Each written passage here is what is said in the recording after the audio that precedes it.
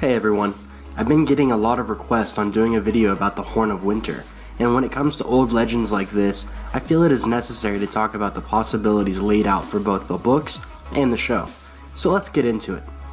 The Horn of Winter, or the Horn of Joramun, is supposedly an ancient horn that had magical abilities.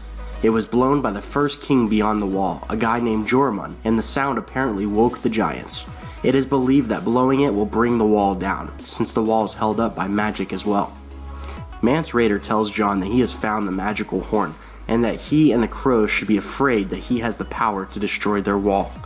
Jon sucked in his breath. A war horn, a bloody great war horn. Yes, Mance said, the Horn of Winter, that Joramun once blew to wake giants from the earth. According to legend, the horn is 8 feet long, and when Mance shows Jon Snow the horn he has, Jon could fit half his arm into the bowl of the horn because it was so large. Though Mance seems pretty convinced, Ygritte and Tormund are very skeptical. I'm crying because we never found the Horn of Winter. We opened 100 graves and let all those shades loose in the world, and never found the Horn of Joramun to bring this cold thing down. She burned that fine big horn. Aye, a bloody sin, I call it. 1,000 years old that was. We found it in a giant's grave, and no man of us had ever seen a horn so big.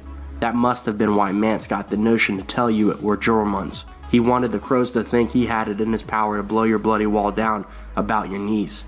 We never found the true horn, not for all our digging. If we had, every kneeler in your 7 kingdoms would have chunks of ice to cool his wine all summer. So according to the books, there is a pretty fair chance that the Horn of Winter is not the horn Mance possesses. Mance's horn may just be an old giant's horn that is being used as a false flag to keep crows away. It is also possible that Ygritte and Tormund are lying to Jon at this point and don't think the horn's location should be publicly known in case of a Night's Watch attempt to steal or destroy it. Now as we go into the theory, I want to assume that Mance does not in fact have the true Horn of Winter. It would not be any fun to theorize about it anyway, because the whereabouts would end there. And George R.R. Martin loves his audience digging into things. So let's assume the Horn of Winter, if the legends are real, and this isn't just a fool's tale, is actually around somewhere buried or hiding. So there's a few different approaches to this. We can say the most boring theory, and one that doesn't go too in depth, is the fact that the legend is just that, a legend. Every legend can't turn out true, even in fantasy. So there's a possibility the Horn of Winter is as fake as Peter Dinklage's European accent. The most popular theory is that the old war horn Jon and Ghost find along with the dragon glass is the Horn of Winter. Here's some text about it. Beneath the dragon glass was an old war horn, made from an oryx horn and banded in bronze.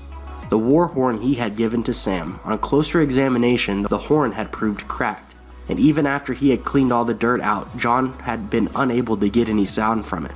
The rim was chipped as well, but Sam liked old things, even worthless old things. Whenever Sam thought of the cache Jon had found buried beneath the fist, it made him want to cry.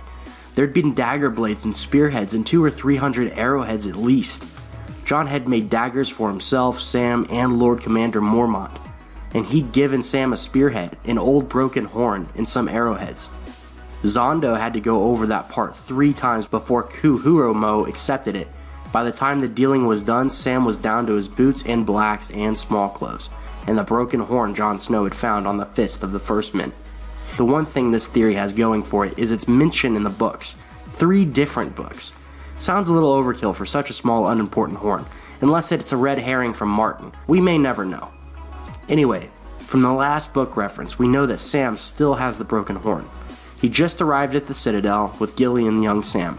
If that really is the Horn of Winter, it is a good thing that it is away from the White Walkers that would make it all too easy for them to travel south of the wall. The broken horn also has ancient engravings of the first men, which would be time period accurate for the theory to prove true. It may not be the 8 feet long horn as told by legend, but almost every legend is embellished to some extent. And finally, the location of the broken horn supports this theory too. They found the horn at the fist of the first men, which was an old stronghold not too far north of the wall, a reasonable place for a previous watchman to have hidden it among their stash of dragonglass. Regardless, if we assume this legend is true, there isn't many better candidates for an alternative Horn of Winter. It's safe to say that at least in the Song of Ice and Fire, the broken horn may have some sort of significance. Let me know where you think the Horn of Winter is, and if you believe it real or legend. Thanks for watching, take care of yourselves, and I'll see you tomorrow.